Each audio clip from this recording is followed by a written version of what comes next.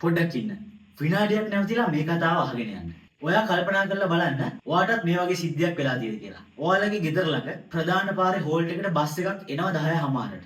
ඔයා මේ බස් එකේ දුර ගමනක් යන්න බලාපොරොත්තු වෙමින් ඉන්නේ. ඉතින් ඔයා 10:00ටම ලේස්ති වෙලා ඒ හෝල්ට් එකට යනවා.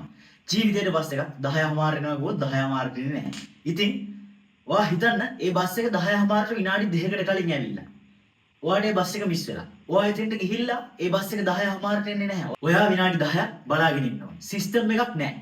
ඒක නිසා තමයි 10:00 එනවා කියන බස් එක 10:00ට එන්නේ නැත්තේ. බස් එක 10:00ට විනාඩි 2ක් කලින් ආවොත් ඔයා එනකම් බස් එක කවදාවත් අර කියපු වෙලාව 10:00ට නවත්තගෙන ඉන්නේ නැහැ. ඉතින් ඔයා හිතලා බලන්න ඔයා ආයෝජනය කරන්න බලන් ඉන්න කෙනෙක් නම් මේ වගේ අවස්ථාවක් ආයෝජනය කරන අවස්ථාවේදී වුණොත් සිස්ටම් එකක් නැති තැනක අවදානමක් තියෙන තැනක හරි වෙලාවට හරි තැනට හරි විදිහට ඔයා ආයෝජනය කරේ නැත්නම් ඔයාට තියෙන හොඳ අවස්ථාවක් නැති වෙයි. ඒ වටින ආයෝජන අවස්ථාව කවදාවත් ඔයා එනකම් බලාගෙන ඉන්නේ නැහැ. ඉතින් පොඩ්ඩක් හිතලා බලන්න.